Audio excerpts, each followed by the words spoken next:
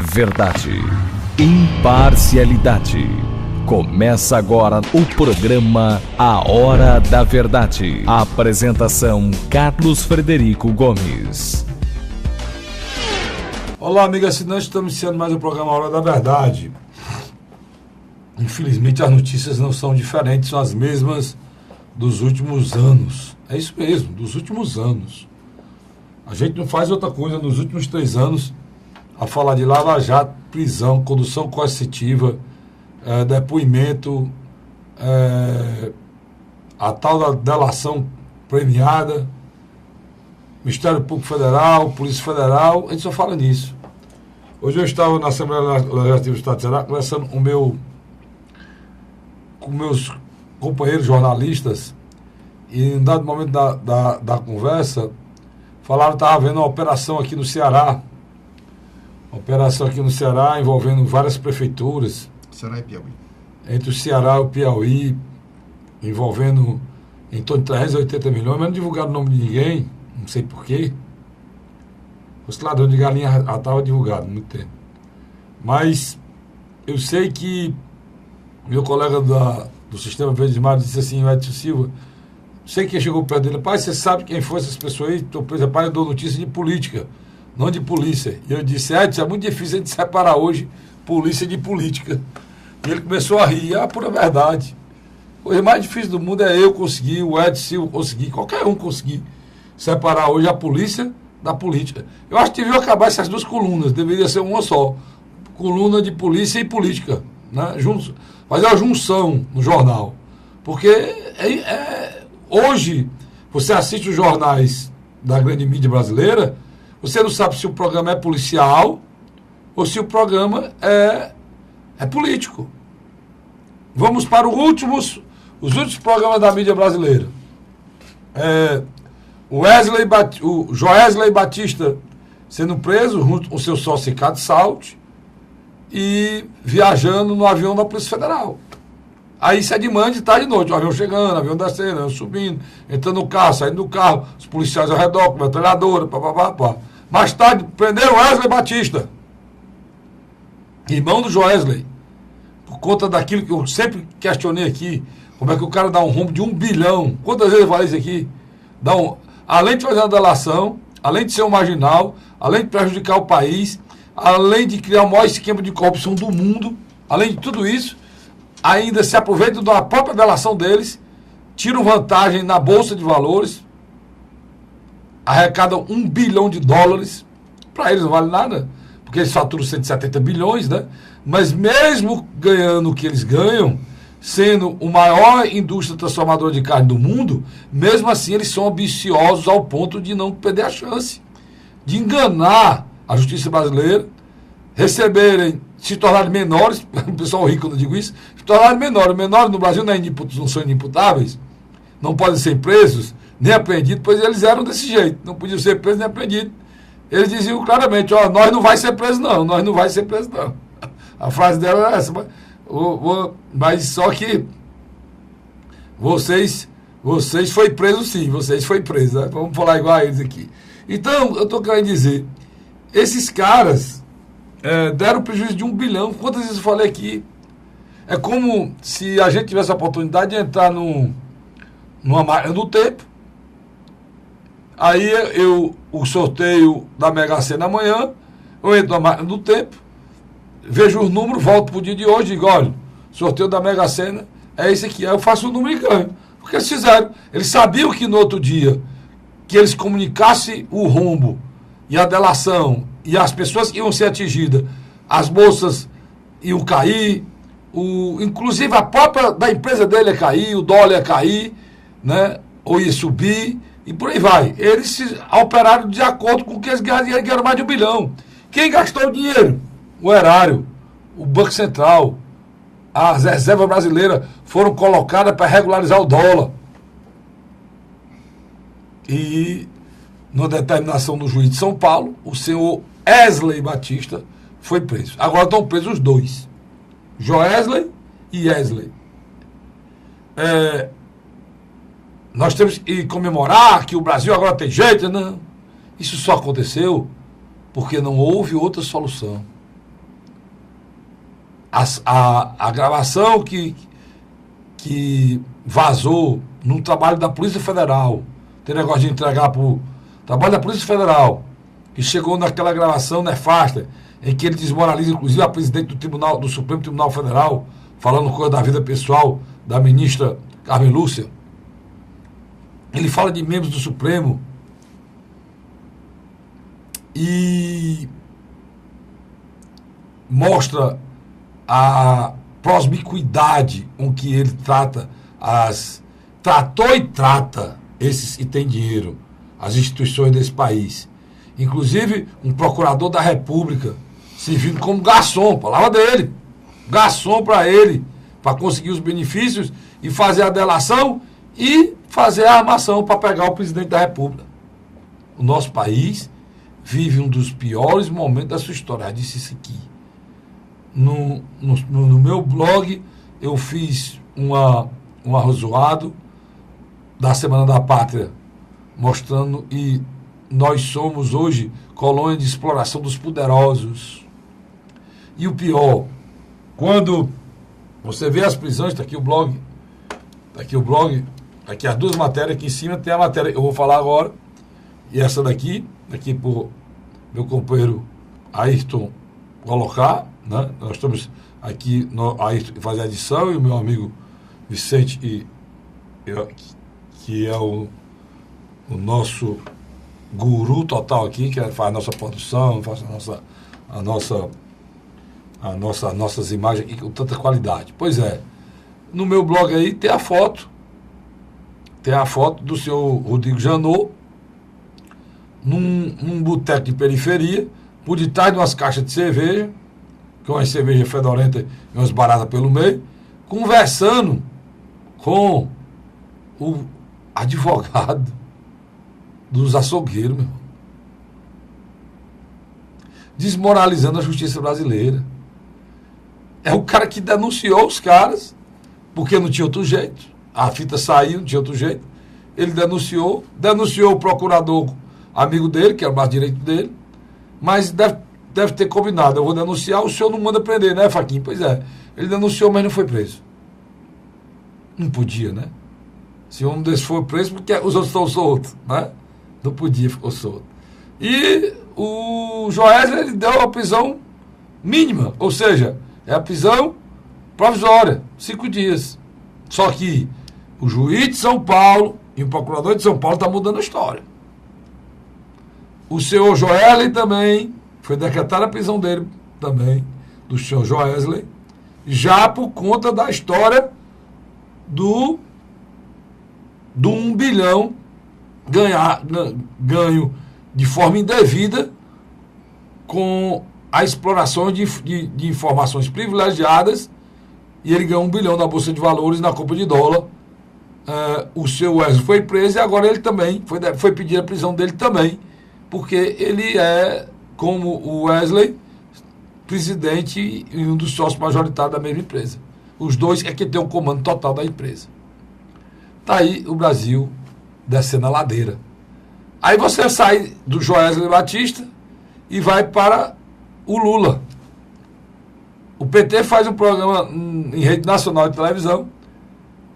Eu disse aqui há um tempo atrás que o Lula vinha aqui para o Brasil, estava no meu blog também essa matéria, vinha aqui para o Nordeste, explorar a boa vontade do povo nordestino e até a falta de conhecimento da nossa população, a falta de politização da nossa população, para posar como querido, e o que eu disse aconteceu. Não sou pitonisa não, mas pegaram as cenas, colocaram na televisão, o povo chorando pelo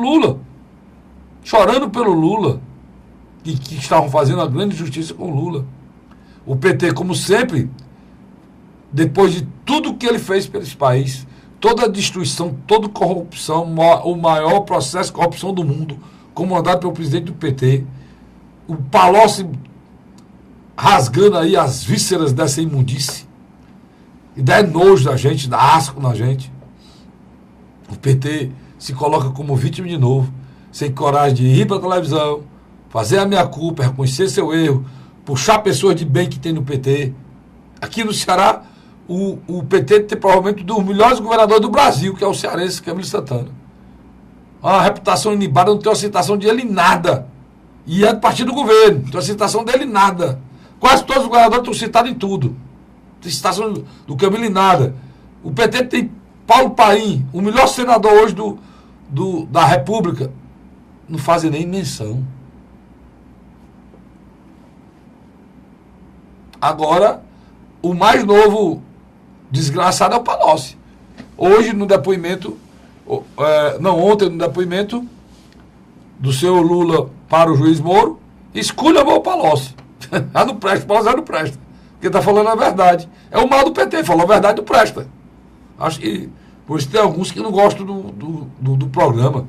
Mas só que eu estou falando a verdade aqui, elogiando petistas, como eu elogiei o Camilo Santana, como eu elogiei o Paulo Paim e muitos outros. Homem de bem, Pimentel aqui do Ceará. O homem certo está aí no governo, não tem nada contra o Pimentel, senador da República do Ceará. E por aí vai. Agora, é preciso que os senhores entendam.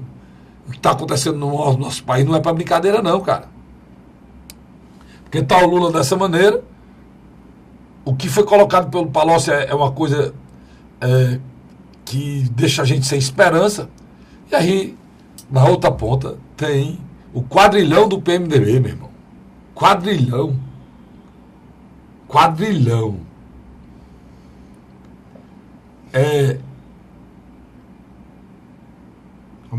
Romero Jucá. Renan Calheiros, puxando Raul Luiz para a conversa aqui. É o nosso. O Jader Barbalho. Jader Barbalho tem mais. Sarney. Não, tem mais. Não, isso é só o Senado. Os que estão dentro. Os que estão só o Senado. Só o Senado. Agora, quando você põe para a Câmara, você põe Moreira Franco. O próprio Michel Temer. Michel Temer. o Padilha. Romero Jucá, você começou, era do Senado lá e por aí vai. Aí meu amigo, é uma penca de bandido grande, meu irmão. Repetindo o que disse Ciro Gomes, que tinha razão, que o PMDB infelizmente, um ajuntamento de bandido mesmo, com as suas exceções, raras e boas, espetaculares exceções, como Mauro Benevides, né? Como doutora Silvana.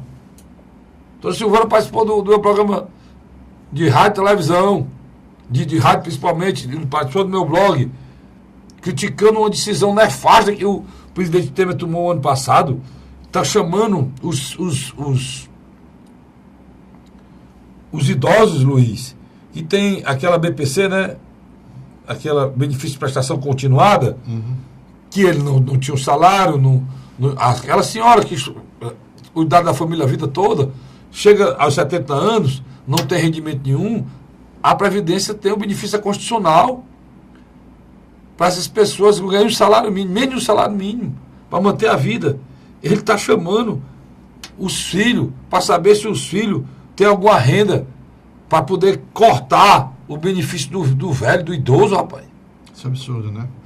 Rapaz, porque é que essa criatura... Enquanto isso já... O idoso não tem o direito dele mesmo poder comprar o remédio dele poder comer sem pedir um filho, sem se humilhar um filho, rapaz. Trabalhou a vida toda. Que diabo de... Aí uns bandidos desses... Rapaz, Luiz, eu tô preocupado, sabe? Tô preocupado, cara, porque diante de tanta coisa ruim, cara, como é que a gente sai desse impasse, macho? Os partidos estão destruídos. Eu estava assistindo... Os homens plucos não existe mais. Como é que a gente sai dessa situação? Quinta-feira, 14 de setembro, eu estava assistindo seu programa, de 9 às 10, na M Cidade, né? Carlos Frederico. Que tem o mesmo nome do programa da gente, né? A Hora da Verdade, né? A Hora da Verdade já é consequência do meu programa de rádio, né? De 9 às 10. O programa de rádio, na Rádio Cidade AM 860, tá aí para colocar aqui para você não esquecer, só na Rádio Cidade AM do Grupo Cidade de Comunicações, ou seja, que vem junto à TV Record, e a Grupo Cidade é que reproduz aqui a Record, né? Então, lá do Grupo Cidade de Comunicações, só na Rádio Cidade eu tenho 10 anos, Luiz. Não, mas eu estava assistindo... O programa, na verdade, tem 10 anos lá. Eu estava assistindo seu programa, quinta-feira, dia 14 de setembro, e sempre chamou a atenção que Antônio Garotinho, ex-governador do Rio... Preso. Estava gravando, no rádio, quando a polícia chegou e o prendeu. Quer dizer, Eu achei seu questionamento plausível. Foi? Sérgio Cabral está preso. Garotinho está preso. E por que Pezão está solto? É por causa do pé dele. Não Eu pode ser. Eu achei plausível. Não, agora vou botar de novo. O Sérgio Cabral está preso, né? O Garotinho foi preso, o Pezão está solto, e por que o Lula está solto? Também, é outro questionamento. Depois da delação do Palocci, por que o Lula está solto? No último programa que nós gravamos... Por que, Luiz? Porque a justiça seletiva... No último programa... A justiça seletiva, Luiz. Sem dúvida, sem dúvida. Olha, a mesma maneira como é que um procurador denuncia uma pessoa e se encontra com o advogado dela, cara. Isso é desmoralizante, rapaz. No último programa, nós ainda não tínhamos terminado e tinha sido iniciado o depoimento de Antônio Palocci ao juiz Moro. Detalhe, ele não assinou nenhuma delação. Foi espontâneo. Mas vai ter redução na pena, né? Vai ter redução na pena. O que ele já colocou ali, na minha avaliação, literalmente, deixa bem claro que Lula só não sabia como liderava mesmo todo o esquema. Por muito menos, Luiz, por muito menos, vários foram presos aí. Gabriel. Vários foram presos aí. Gabriel. Petrobras e não, por muito menos do que isso, vários foram presos aí. Vários foram conduzidos coercitivamente. O Gedel Vieira precisou você achar 51 milhões num apartamento que ele alugava para ele voltar para a cadeia. Aquele dinheiro não é de Gedel, não, tu sabe, né? Aquele dinheiro tem um dono maior. Acharam 51 milhões naquele momento. Acho que aquele apartamento ali é um banco. Naquele momento ele tinha 51. Mas já teve 72, já teve 120. E vai saindo, né? E vai chegando, né? Aquilo ali é o que o governo usa para se manter no poder. Porque você dá uma emenda, dá não sei o que, mas o deputado, não, eu preciso de um negócio urgente aí, de 500 mil. Ei, bicho, olha lá, bicho, 500 mil. Hã? Tu sai de Brasília, passa na Bahia. Faz a escala na Bahia, recebe tudo. Nem em Brasília é. Não dá nem para os caras acompanhar, a não ser que vá um araponga dentro do avião seguindo o cara. O cara saiu embora. Passa na Bahia. Lá tu recebe, vai lá, passa na Bahia, recebe para os bolsos embora. Então você nota, Carlos Frederico. Pai, a gente precisa pensar e entender as coisas, como é que acontece. Né? Nós precisamos passar a fazer isso. O que é que eu vejo dessa história do Joesley? Aqui isso é um filme, cara. Foi feito um filme. E a demora. Um arredozinho de um filme, porque não tinha outro jeito. Que a Raquel Dodge assume segunda-feira, né? Sexta-feira, né? Hoje segunda-feira, mano. Hoje é 14. O mandato do Janot termina domingo. Hoje é 14. Ela assume segunda-feira. Você tem razão. E segunda-feira, a partir de segunda-feira, é outro ritmo, cara. É uma procuradora começando o processo. E é uma mulher séria. E eu vou lhe dizer uma coisa, esse menino aí, estão pensando que iam se sair bem. Não vão se sair bem, não, essa história. Mas a justiça, os procuradores ofereceram a ele 5 anos de cana. Sem tornozeleira, sem semiaberto. Eles não aceitaram. Se forem computar os crimes dessas criaturas e fazer uma pena, fazendo o que eles chamam de dosometria, né? Que é dosar a pena de acordo com os artigos do Código Penal, da lei, que foram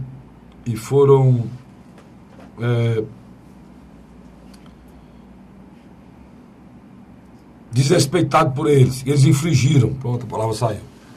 Se for fazer a dosimetria das penas que esses rapazes têm que ficar na cadeia, você pode botar aí 70, 80 anos para cada um. Na realidade, eles vão ficar 30, porque no Brasil só passa 30, segundo a lei. Mas se for fazer, dá mais de 100 anos para cada um. Os irmãos Batista fizeram algo inacreditável. Unificaram o Supremo Tribunal Federal. Até o Gilmar Mendes, que era um defensor aberto do presidente Temer, está recuado. Está recuado. Quem lhe disse isso? Não, a gente nota nas últimas... Rapaz, nas últimas interpretações que eu faço do Supremo, o Supremo já começa a entender, somente o processo da mala, aquela mala de 500 mil, da relação perigosíssima com aquela figura que ainda vamos falar no segundo bloco, que é o Funaro. Aquilo é um bandido. Aquilo é um bandido. Você vai escolher quem é que é mais bandido? Os irmãos Joelli, o Funaro, o Palocci, quem é que é mais bandido? Eu não sei, cara, sinceramente. Palocci é um mafioso italiano, né? O Funaro é um bandido de... Mas Carlinhos tem uma coisa mais esquizofrênica. Os irmãos Joesley, que vocês são bandidão, macho. Mas tem uma coisa aí muito complicada, muito esquizofrênica, somente na mídia tradicional, televisão, rádio e jornais. Você tem a parte política junto com a parte policial, e do outro lado você tem os cadernos econômicos dizendo que o país está saindo da crise, a economia está crescendo. É esquizofrênico isso. Não, porque são os interesses deles. Certo? Sem dúvida. E você tocou no ponto fundamental, que é preciso a gente falar antes de tipo o break do primeiro bloco. Tem uma coisa muito interessante nessa história, que você precisa acompanhar. Presta atenção na Globo.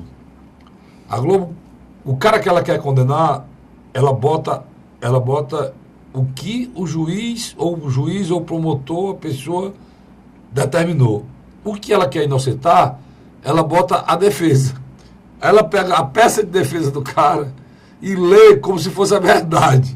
E aí, quando ela quer, ela bota a peça de acusação como se fosse a delação, que é a peça de acusação, como se fosse a verdade. E a pessoa que está... Rapaz, é nítido a manipulação, Luiz. É imoral a manipulação. Por isso que eu não vejo, não é que eu seja cético, não é que eu seja a expressão correta não é pessimista, não é isso, é porque eu não vejo saída. Não tem ninguém aí dizendo, cara, o Cássio Diniz vai todo o programa dele falar só sobre delação, não, a vida toda. Eu não tenho como falar outra coisa. Eu queria falar outra coisa. Eu queria dizer aqui que se juntou 10 homens sérios desse país e conseguiram convencer o Congresso Nacional de fazer uma Assembleia Nacional Constituinte para fazer uma nova Constituição, fazer uma nova eleição, uma nova Constituição com novas leis, um novo Supremo, uma escolha nova, uma maneira diferente de escolher o ministro Supremo, e que daqui 2 anos o Brasil será um novo. Eu queria poder dizer isso aqui. Cadê esses homens, Luiz? Está tudo podre. Como é que você destrói a classe política por inteiro e não vai botar o quê no lugar? Hoje o cidadão brasileiro, se o cara disser que é política, ele bota a mão nos bolsos, pai. Com medo de ser roubado. É o vazio, né? Ou então, ele cresce dentro do cidadão a revolta contra aquela pessoa. Como é, Luiz? Você que é um cara do bem, o Vicente é um cara do bem. Como é que vocês dois, que são pessoas altruístas, que querem o bem do país de vocês podem querer que vocês se candidatem a nada? Vocês vão querer se candidatar para que os filhos do Vicente no colégio, teu pai é vereador, aqui é um ladrão teu pai. Sabe nem que é o Vicente, vai chamar de ladrão. Sabe o Luiz, rapaz, o Luiz é deputado, não, é um ladrão. Pelo simples fato da pessoa ser político hoje nesse país, ele já é condenado imediatamente a ser uma pessoa ruim. Há uma pré-coordenação.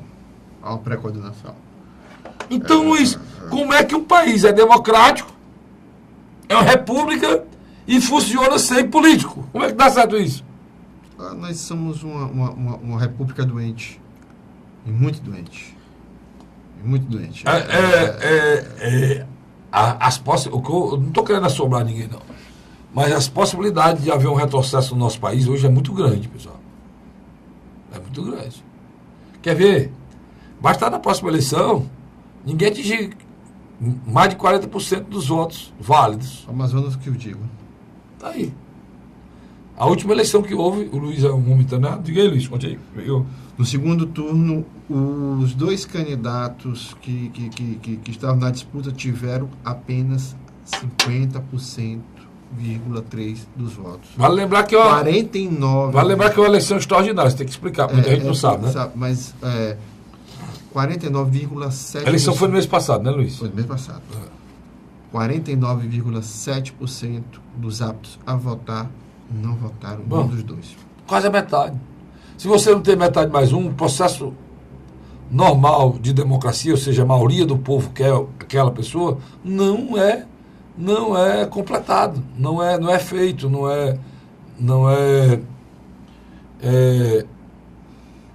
O Amazonino Mendes não teve um pouco menos de 30% dos votos. Quer dizer, esse processo de você ter a maioria dos eleitores do seu estado, do seu município, ratificando o mandato, elegendo uma pessoa, no momento em que você não chega a 50% mais um, isso não acontece. E o processo de eleição num país democrático tem que ser assim. Por isso que existem 2 turnos. Ninguém vai eleito. Cara, vamos supor, tem 4 candidatos, cada um com 20%. Aí o que tirou 19, 21 pouquinho, vai eleito, não vai. Por que é que não vai? Porque não tem a metade mais um. Aí vai para o segundo turno. Acontece isso só nos municípios pequenos. A não ser que não vão pegar a estrutura do município pequeno e botar para o país como um todo. Para ser eleito presidente da República, só 30% das pessoas e votaram nele. Então é muito séria a situação, muito complicada. Entendeu?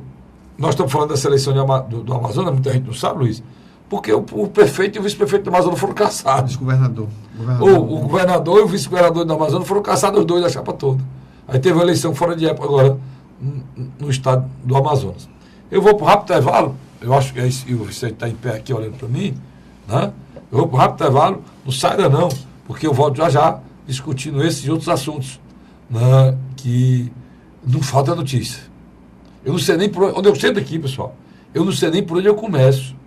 Porque é tanta coisa na minha cabeça, é tanta tragédia, é tanta informação, que a gente fica meio atônito. Mas eu volto já, sai daí não. A Hora da Verdade.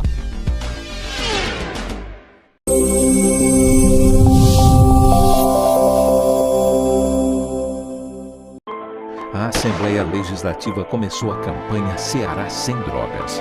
A discussão vai ser levada para todo o estado, prevenindo a população e buscando soluções para resolver o problema. Participe da campanha.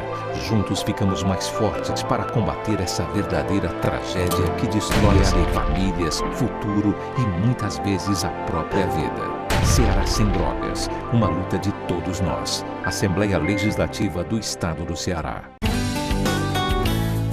José de Arimanteia, Uruoca. Acordo 8 horas, 9 horas, aí carrego o carro e vou lá pegar água. Aí sai distribuindo os comércios. Estrada dessa, ó, para gosto de você andar, ó. Você não gasta pneu, tem economia no bolso e anda rápido. Sertanejo pega uma estrada boa, fica feliz, fica contente. Assim como o trecho que liga Uruoca a Martinópole, o governo do Ceará está fazendo mais de 1.000 quilômetros de estradas mais importantes da vida de muita gente. Governo do Ceará.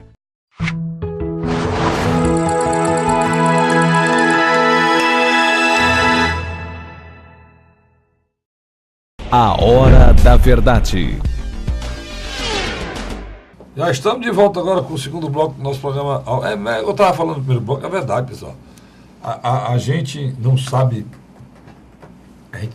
nem por onde começar. Então a revista Veja, saiu agora, ela tem 3 alvos. Tem o Michel um alvo, o Lula outro alvo, e os batistas são outro alvo. Aí tem a história lá dos WhatsApps, né, Luiz? WhatsApps.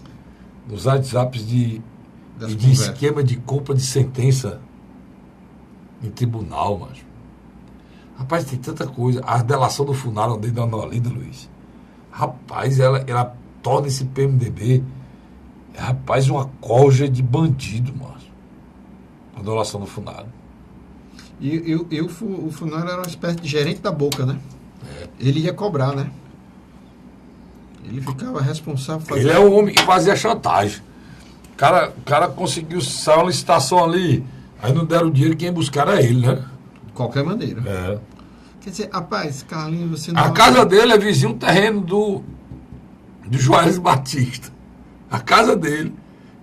Quer dizer, a casa, o terreno que foi feito a casa dele já era do Juarez Batista. tudo esquema.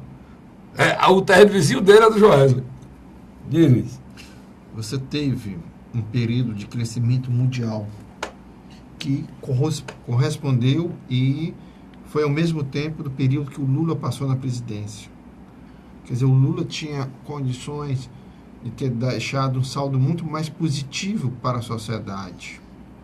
Quer dizer, você nota que ele inflou uma classe empresarial que não era competente, mas simplesmente tinha boas relações com os governantes de plantão e passavam uma parte do que recebiam para eles. Um exemplo, o Eike Batista. Eike Batista era comemorado como um empresário modelo, né? Hoje nós sabemos de onde é que via a fortuna dele e o motivo de ele ter ficado rico. A família Odebrecht era outro caso. E, por último, os batistas, né? Um grupo que saiu da região centro-oeste, conquistou o mundo, se tornou um dos maiores vendedores frigoríficos mundial, e agora a gente sabe o motivo por que isso. Você já imaginou, cara Frederico, o dinheiro que foi emprestado a esses indivíduos sendo colocado na área de saúde, educação, saneamento básico, segurança pública? E vão um pouco mais longe. Nós temos agora há poucos dias o Ministério Público Federal, a Polícia Federal, já começando a fazer prisões em relação às obras dos estádios da Copa. E é interessante, quase todos os empreendimentos de mobilidade urbana nas grandes capitais que sediaram não terminaram. Aí, ó. E a Copa da Rússia já vai ser daqui a menos de um ano, e lá as obras literalmente já estão terminadas. Vamos para as últimas notícias aqui para vocês terem ideia como é que é esse país. Ó. O PMDB afasta Gedel e Cátia Abreu. Ele afastou o Gedel porque você sabe, né? Tá naquela ruma de dinheiro e tal. Aí o PMDB afastou o Gedel porque descobriram que aquele dinheiro era ladrão. Foi não. O Gedel pediu licença, macho. O PMDB não afastou não, o Gedel pediu licença. Olha para você ver o que é esses partidos vagabundos nesse país. Quem foi afastado foi a Cátia Abreu. Por que a Cátia Abreu foi afastada? Porque ela criticou o Gedel. Porque ela criticou o Lula. O Temer. Porque ela criticou o Renan. Ela quebrou a ética da bandidagem, né? Tá aqui, ó. O ex-ministro pediu licença de suas funções do partido. Já o senador foi suspenso por fazer declarações contra a cúpula de ladrão do PMDB. Você vê. Olha, ela quebrou a ética. Olha, Luiz, né? Como é que a gente sai do buraco desse, macho? O PT, o Lula está cada dia que passa mais incriminado, no Samarino para onde mentir mais. E o PT faz uma peça de teatro, um filme, uma pornô chanchada aqui dali. Aquilo é uma pornô chanchada barata, sabe? Botando gente chorando, gente querendo abraçar. Rapaz, pelo amor de Deus. Frederico. Respeite o cidadão brasileiro. Respeitem, Mário. Vocês precisam. Olha, Luiz, isso num país de gente. O brasileiro tem sangue, não é de barata, não. Sangue de água, não. Porque se fosse no Chile, meu chefe. Uruguai. No Uruguai. Foi afastado agora um político. Na Espanha. Na França. Rapaz, isso aqui tava pegando fogo, mano. Carlos, a figura do ex-presidente Luiz Inácio Lula da Silva, na minha avaliação, é a própria consagração do auto-engano coletivo. O PT criou uma fantasia interna tão forte, que eles não notaram a repulsa da sociedade em relação aos mesmos. Poxa, Carlos, quando você pega uma liderança como Antônio Palocci, porque Antônio Palocci não era só simplesmente um membro do Partido dos Trabalhadores, não. Ele era um dos operadores ligado ao ex-presidente Lula em todo o sentido da área econômica. Ele era o porta-voz. Toda vida que o mercado tinha algum problema com o governo, ele como ministro e depois como deputado federal, o Lula o acionava e ele ia resolver. Era um cara que tinha uma força tão grande que depois de ele ser ministro da Dilma e ser afastado com poucos meses, ele montou a consultoria que eu acho que só perdia em matéria de ganhos para do Zé Disseu. Hoje que nós sabemos que não era nada de consultoria, né? Consultoria. O Zé Eduardo Cardoso, mano. Ministro da Justiça. Os batistas dizem que tem áudio dele. Esquema montado, grande, um escritório 90 mil por mês, junto aí com os irmãos aí Batista.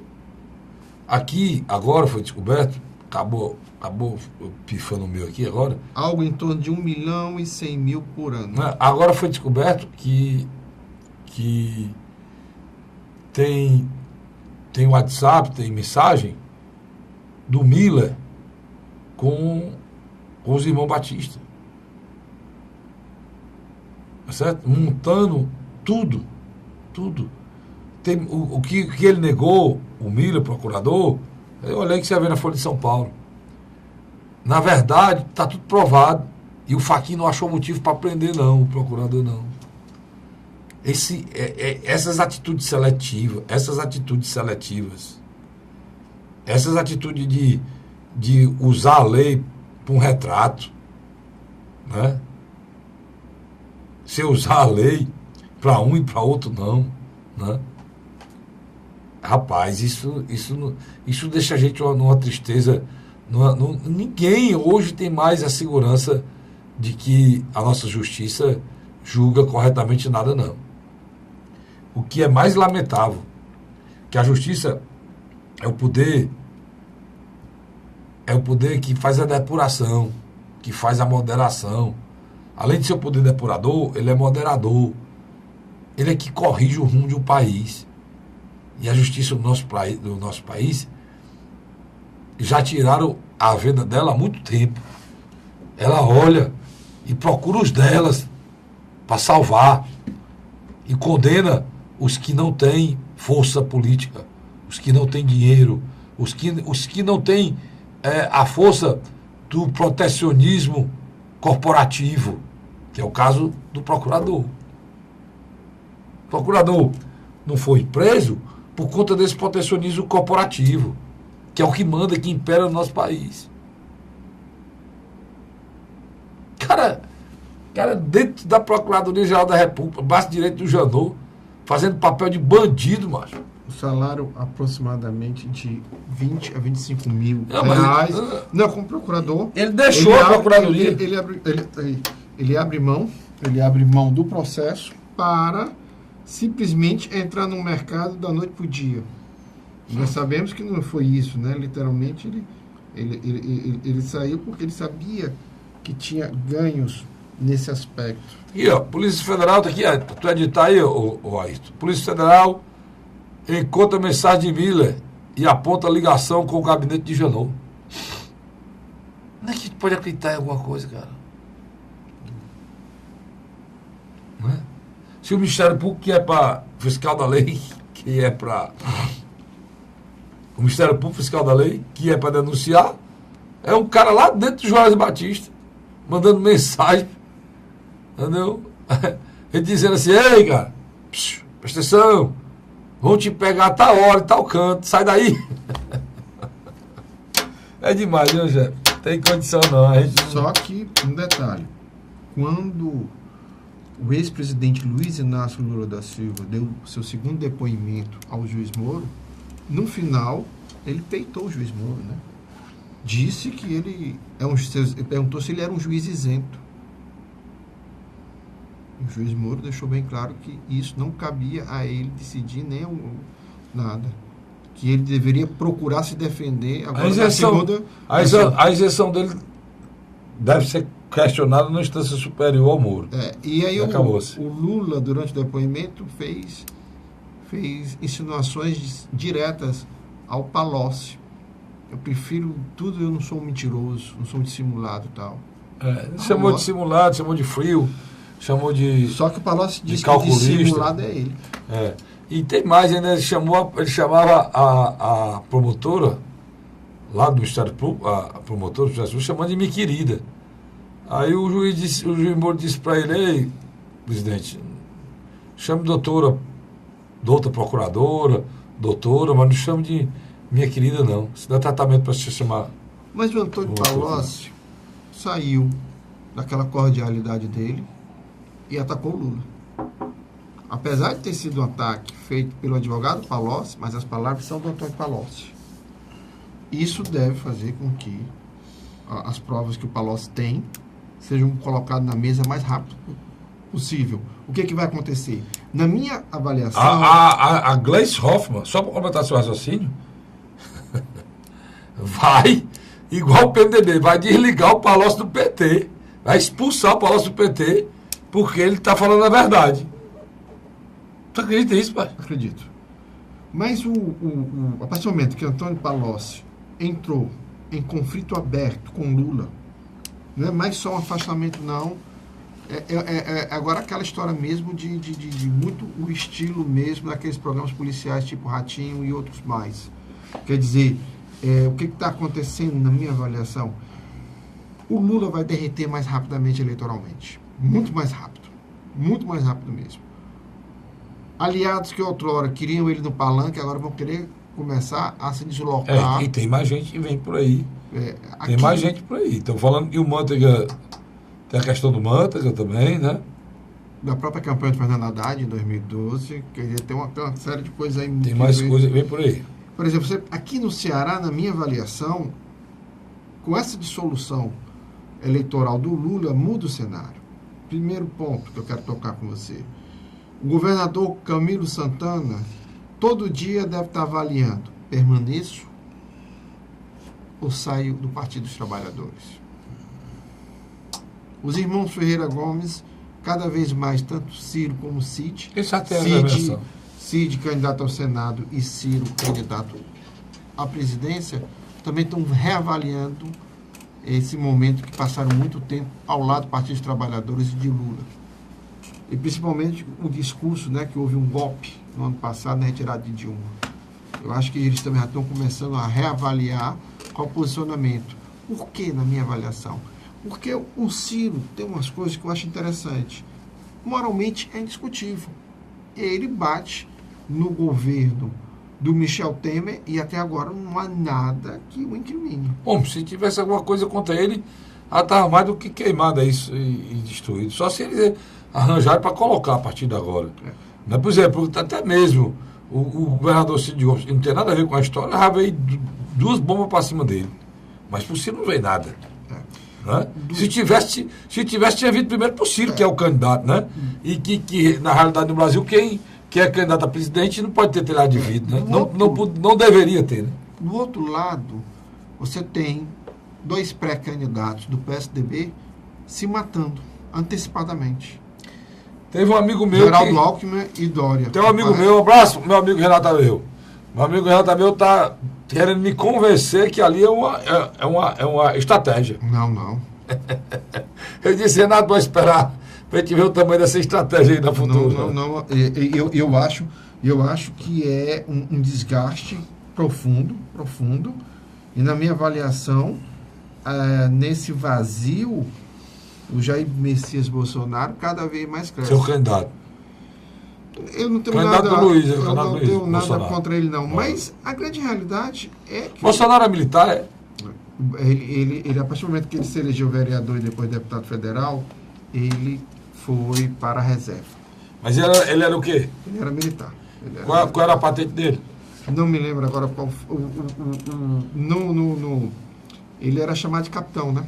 Tem um vidente aí americano dizendo que quem vai salvar o Brasil é um homem de farda. Mas deixa eu... Antes de a gente partir para o último bloco... Você gosta desse negócio de vidente? Não. Você é metido assim a pitonice? Não, mas tem uma coisa... Teve uma cena que me chamou muita atenção. No Palanque, lá no Rio de Janeiro, no dia 7 de setembro, a partir do momento em que foi detectado a presença de Jair Bolsonaro, espontaneamente saíram vários gritos de apoio ao mesmo do povo carioca. Eu estou dizendo para você. Lembrando, vamos lembrar que o Jair Bolsonaro é um político carioca, preciso lembrar isso aí. Fluminense, carioca. Quase todos os políticos cariocas estão presos, né? Tá, vamos lá. Quem é que está preso, Luiz? Sérgio Cabral? Sérgio Cabral. Está preso, né? O Pezão não está preso, mas está perto de ser preso, né? Pezão, né? Tá. O Pezão tem tanta denúncia que eu não sei nem o que aconteceu. O Garotinho está preso. Garotinho foi preso agora, né? Ontem. A Rosinha, que também foi ex-governadora, está na iminência de ser preso também. A mulher dele, né? Mulher dele. Mas o Cunha já está preso. Exatamente. Né? Sobrou quem? Não. Tá o Cunha, tá o Sérgio Cabral, tá o Pezão que parece ser preso, tá o Garotinho preso. Aqui, só aqui, ó. São 2 governadores e um ex-presidente. 3 ex-governadores, 2 ex-governadores. Dois ex-governadores presos. E uma ex-governadora. Ex-presidente. Quem pode ser preso também é o prefeito do Rio, ex-prefeito do Rio. Eduardo Paes. Quem pode ser preso a qualquer hora também é o Pisciani, presidente da Assembleia do Rio. Que, diga de passagem, não devia estar solto. Pois é. Mas, no meio desse povo todo no Rio de Janeiro, essa coja aqui, como é que juntaram tanto bandido num lugar só, mas tem a figura do Jair Messias Bolsonaro. Jair Bolsonaro. Primeira coisa que ele ia fazer para ser candidato, que ele não fez, viu, seu Bolsonaro, é prender essa rua de ladrão do seu estado. Né? Porque seu estado tá terrível, chefe, viu? Acabou com esse país, né? Vamos faturar, Luiz? Vamos lá. Tá do leite dos bichinhos, volto já já. Sai daí não. A Hora da Verdade.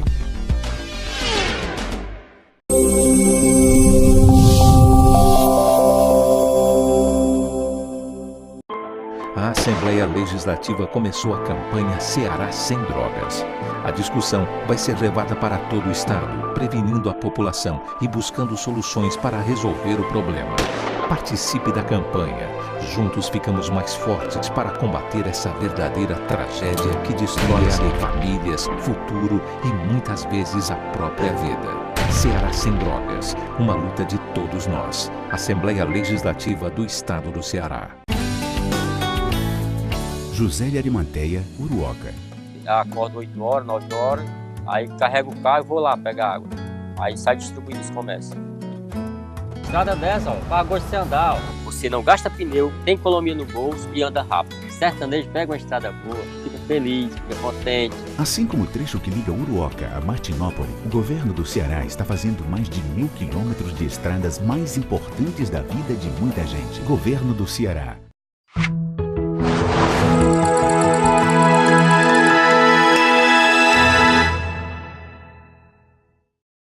A Hora da Verdade. Estamos de volta agora com o terceiro bloco do nosso programa A Hora da Verdade. Ô, Luiz, para beber água, macho. Todo termina aqui, tá com aqui, ó. Copo seco e meu cheio. E eu passo meu copo para ele e ele bebe água demais, tu. Tá com algum problema, mas tu. Dos rins, problema dos rins. Ó, deixa eu acabar aí. Meu amigo Luiz Bolsonaro, Luiz Bolsonaro, meu amigo Luiz Bolsonaro aqui, está muito apaixonado pelo Bolsonaro. Eu gosto dele. Se você acha que o Bolsonaro tem chance de ganhar essa eleição, né, Luiz? Eu acho que, não sei se ele tem condições, mas a situação e a oposição estão criando uma situação favorável. Vamos fazer uma avaliação sociológica lá, e você que gosta de analisar o passado, e analisa muito bem. Quando o país chega no extremo de uma crise moral e ética, extremada como a nossa, assim, sem saída, a tendência ao radicalismo. É radicalizar para algum lado, né, Luiz? Só que... Porque, só um instantinho, nós temos que colocar aqui nessa panela, além de toda essa crise moral, ética, dessa roubalheira, dessa esculhambação do dinheiro público do brasileiro, ainda tem que colocar, Luiz, a questão da segurança pública, né? A segurança pública é um tema que ele sempre abraçou. Ele sempre abraçou, sempre defendeu. E é bandido por todos os lados, né? Bandido em cima, bandido no meio, bandido embaixo. É bandido de todo lado no nosso país. Só que o discurso dele passava despercebido. Por quê? Havia um momento de prosperidade da nação. Havia um crescimento da classe média. As pessoas tinham mais crédito fácil. Luiz, ele não consegue muito... Ele não está conseguindo visibilidade, né? Nas mídias tradicionais, como a televisão, jornais... Não, é zero. Mas quando ele parte para as redes sociais, é impressionante. Nas redes sociais, né? Ele consegue furar. Algo que o Ciro está tentando ir no mesmo caminho. O Ciro está dando palestra em universidades, conversando com alguns setores progressistas da sociedade civil, e tentando furar através das redes sociais a grande mídia. Ele está até conseguindo também um certo êxito. Então, para mim, não será surpresa, Carlos Frederico, se a gente chegar ao final do ano tendo um debate... Ciro e Bolsonaro. Um debate Ciro e Bolsonaro. Os dois se parecem em alguns aspectos. A brincadeira... A fala dos dois são falas popularescas. Eles dirigem a fala dele para a compreensão da grande maioria da população. A brincadeira é você comparar, aí você colocar o Ciro como um de esquerda, né, mano? Mas ele acaba ocupando esse espaço. Acaba ocupando porque no Brasil tudo é doido, mas o Ciro tá de esquerda, né, meu senhor? Mas é um progressista. Não, cara, centro-esquerda, mas é esquerda. Não. Esquerda. O Ciro, em alguns aspectos, poderia ser mais classificado como centro-direita. Então, é por isso. Mas hoje ele é o nome a substituir o Lula na esquerda brasileira. Interessante, eu até questiono isso. Ele não vai mais substituir o Lula, não. Como você ouviu a frase... Não, calma aí. Ele não vai mais substituir o Lula, não. Porque só vai sobrar o Ciro. Essa avalanche que vem agora para cima do PT, Lula logo estará muito mais saindo e entrando nos fóruns para se autodefender, para não ser preso.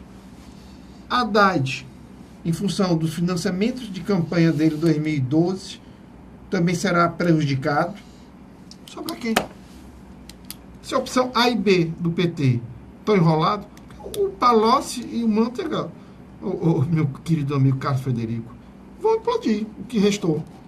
Então eu vejo que o Ciro acaba se saindo como a única opção. Aquele texto que eu escrevi, o próprio Eliomar de Lima acabou publicando na página dele. O que eu acredito agora, na minha avaliação? De um lado, você tem um candidato que indiscutivelmente pega um eleitor de extrema-direita, mas também de centro-direita, que é o Jair Bolsonaro, e do outro você tem um candidato de centro, de centro, aquele que você colocou muito bem. O Ciro pode ser classificado tanto de centro-direita como de centro-esquerda, dependendo do momento. Pelo posicionamento dele econômico, ele é de centro-esquerda. Ele é um centrista. Ele é de centro-esquerda. Mas pelo posicionamento econômico dele, né? Que ele tem algumas posições muito fortes em relação a essa exploração que é feita hoje no país pela Banca Internacional, né? Muito para o mercado. A questão do juro, da exploração, essa questão do que o Brasil paga mensalmente na conta, né, do serviço da dívida. O desmonte das garantias sociais, ele tem questionado muito. Isso aí eu concordo com você. Então, eu vejo que, não sei se você concorda comigo, vai chegar um determinado momento que a polarização entre Ciro e Bolsonaro vai acontecer. Por quê? Porque o PSDB está numa briga tão grande interna que eles lá dentro já polarizaram um contra o outro, num processo de autoflagelação, que é um absurdo, né? Agora já tem secretário do Geraldo Alckmin e secretário do Dória, simplesmente um atacando o outro. Eu nunca vi isso. Isso é um absurdo. Eu digo que meu amigo Renato Abreu tem razão, que ele disse que tudo isso é uma farsa, quando eu ver o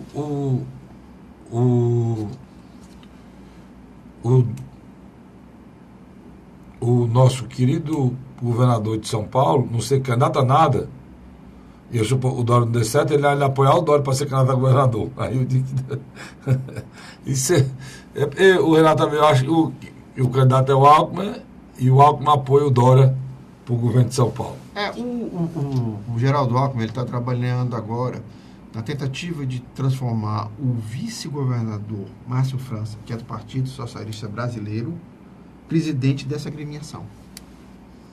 Agora, no final de outubro, começo de novembro, vai ter uma disputa a nível nacional pelo comando do Partido Socialista Brasileiro. É uma jogada muito forte que o Geraldo Alckmin quer fazer. Se ele eleger o Márcio França... Ele sai do PSDB. Ele pode sair do PSDB e ir para o PSB. Através de São Paulo, ele tem alguns partidos que se tornam refém dele. Vou dar um exemplo. PPS, Partido Popular Socialista. Roberto Freire é pernambucano, mas aonde é que ele é candidato? Foi eleito em São Paulo, não tem nada a ver. Ele deu os colégios para eleger o Roberto Freire de São Paulo para ficar como deputado federal. Presidente Peninha, deputado federal por onde? São Paulo. Solidariedade, Paulinho da Força. São Paulo. Tá entendendo? Renata Abreu, do Podemos. Olha o Renata Abreu. Aí, do Podemos. A presidenta do Podemos. São Paulo. E o menino tá onde aí? O do Paraná. Agora, na minha avaliação, ele indo para o PSB, você agora falou uma coisa que talvez poucos analistas políticos tenham visto. Uma chapa geral do Alckmin e Álvaro Dias. Álvaro Dias é uma chapa dele. Porque se ele manter o Podemos, pode acontecer essa possibilidade. Você falou uma coisa aí, Luiz, você é muito bem informado, é importante dizer aqui, a própria situação do deputado Heitor Ferrer aqui no Ceará está dependendo dessa eleição. Ele me disse... Talvez ele me disse ontem que se o Márcio França ganhar a eleição, ele continua no PSB. Eu tive conversando com ele, expliquei isso. Porque o PSB aqui do Ceará, se o Márcio França ganhar, vai ser reformulado. Fica o Danilo Forte. Danilo Forte se mantém no partido. Se o PSB não ficar na mão do vice-governador, Danilo Forte provavelmente irá mesmo ou por Democratas ou por Podemos. Por que o Podemos? Porque há um detalhe muito importante. A esposa dele é sobrinha do Álvaro Dias. A esposa de quem? Do Danilo Forte. É sobrinha do Álvaro Dias. Álvaro Dias. A reforma política morreu, né, Carlos Frederico? Praticamente enterrada, né? Ela teria que ser feita até hoje, não foi? E passar na Câmara tem que ir para o Senado, né? Não foi. Vai acontecer, Luiz, o que acontece sempre. O Congresso não faz a parte dele e a Justiça vai legislar. Só no Brasil. O Supremo, no caso. Vai o TSE, Tribunal Superior Eleitoral, vai legislar, vai fazer lei na área eleitoral sem poder fazer lei. Eu espero que não, viu? Mas no Brasil é sempre assim. Todo ano é assim, rapaz. Lembre aí ao telespectador quem é o A eleição foi regulamentada, a eleição passada para prefeito foi regulamentada toda pelo TSE sem ter uma lei. Quem é o presidente do Tribunal Superior Eleitoral? É Gilmar Mendes. Já imaginou? Mas é assim mesmo. É por isso que eu digo que o nosso maior problema o nosso maior problema não é a questão do legislativo e não é a questão do executivo. Eu não vou citar um nome, não. Você sabe que tem um membro do Tribunal Superior Eleitoral que está respondendo processo, né? E ele votou contra a não cassação da chapa de... Não, o cearense não é. Não vou falar um nome, não, mas a gente nota que aquilo que você sempre tem batido, tem que abrir a caixa preta do judiciário. Tem que abrir, porque senão a gente não consegue sair, Luiz. A saída é pelo judiciário. Você não pode... O judiciário é a única saída que nós temos. Que legal. Mas o judiciário, se depurasse, se juntasse as pessoas, as mulheres e homens de bem do judiciário, que são muitos, e se unisse e fosse contra essa máfia mal acostumada, viciada, existe no judiciário há muito tempo, e retirasse as maçãs podres do judiciário, é o único poder dos três, do tripé da nossa frágil e triste democracia, é o único poder que poderia nos levar a uma calmaria e a um porto seguro. Pelo poder de depuração, de correção, de regulamentar, de corrigir, de prender, de afastar, de impedir que o judiciário tem. Carlos. O judiciário, quando ele prende, ele afasta e ele impede. Quer ver um exemplo? Se ele mostrar que o senhor Lula da Silva, apesar de ser ex-presidente, é um cidadão como qualquer outro nesse país, e tem que estar preso, no momento que prendê-lo, prende, afasta e impede de ele ser candidato a presidente da República. E por aí vai. Então, a gente precisa entender isso. Agora, eu não vejo saída, porque eu não sei onde é que começa o legislativo e termina no judiciário, onde é que começa o executivo e termina no judiciário. Todo mundo é mais combinado, todo mundo é combinado. O juiz faz a sentença com o retrato 3x4 do cara na mão. Se for amigo, ele vai ser isento. Se for inimigo, ele vai ser O culpado. WhatsApp dos batistas que diga, né, agora. E agora a gente espera que mas qual é a solução? Que tudo isso seja colocado um canhão de luz nisso tudo. Carlos, Vá às claras para que o Brasil possa recomeçar. deixa eu inverter aqui o assunto e fazer uma pergunta a você. Você sempre faz uma pergunta a mim, agora eu vou fazer uma a você. Você que frequenta os bastidores da Assembleia Legislativa do Estado do Ceará, o PMDB vai agora expulsar os 3 deputados? Ou o que você acha que vai estar acontecendo internamente? Luiz, o que eu vejo claramente é que não tem mais ambiente para a doutora Silvana continuar no PMDB.